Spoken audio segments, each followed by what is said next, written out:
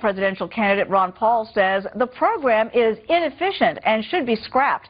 Joining us now by phone, Congressman Ron Paul. Congressman, welcome. Great to have you here today. Thank you.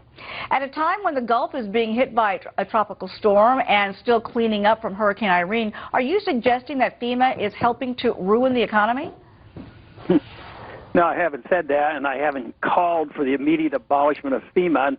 So I think that's a little bit of misrepresentation. But when I'm asked, whether I think they're very efficient or doing the job or whether we ever should have had it, the answer is no.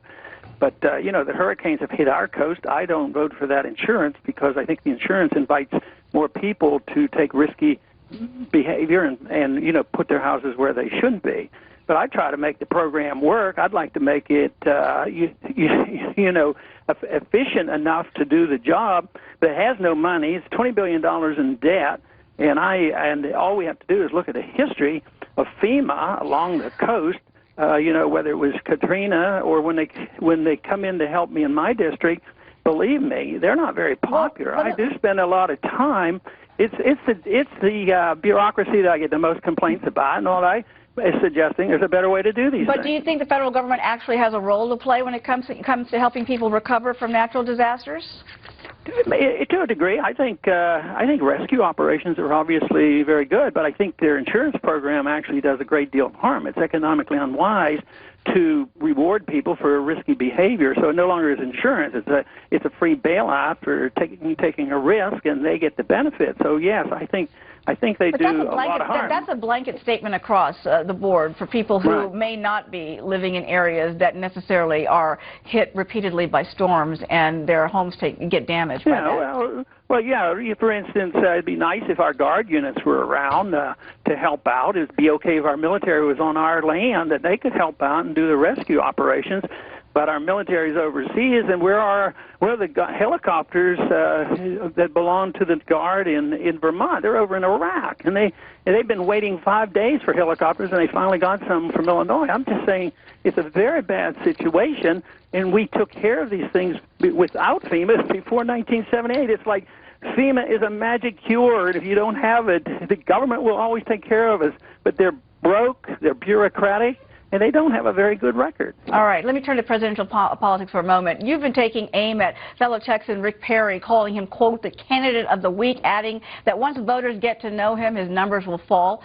So what is it about his record specifically that you find misleading at the moment? Well, first off, people had to prod me to say anything because I don't choose to talk about the opponents in a personal way or pick at them. I've not sent out any press releases. But when I was pushed yesterday, they said, what about them? So I tried to answer the questions as honestly as possible. No, I mean, our debt situation went up, spending went up, and we have, still a lot of problems in this state. He did things with forcing children to have HPV inoculation. So I don't, I mean, I can keep listing them, but I don't choose to do it. And all I suggested was, yes, we've had a lot of leaders in this campaign over the last 6-8 months, and they last for a week or two, and then somebody else is a leader. So people need to look at his record and find out and make their decision. Okay, so there's a feeling, though, by some in your camp that your campaign is being ignored by the mainstream media. Do you agree that your candidacy is being dismissed as a long shot? Well, I mean, that's what others have come to the conclusion. I'm used to being treated like that for the last 30 years. I'm almost very pleased that I get as much attention I do get. But when you compare the immediate reaction to me essentially tying in Iowa in a straw vote and not getting one single major interview, others came to my defense. It wasn't our campaign yelling and screaming. It certainly wasn't me, because I sort of take these kind of things in stride.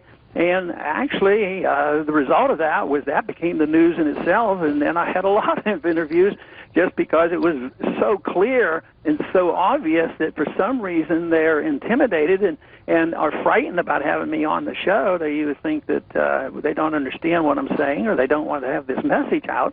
But no, I haven't been personally making a lot of complaints. Matter of fact, your program and other Fox programs had me on pretty generously. All right. Congressman Paul, great to have you on board today. Okay. Thank you very much. All the best to you. Thank you. And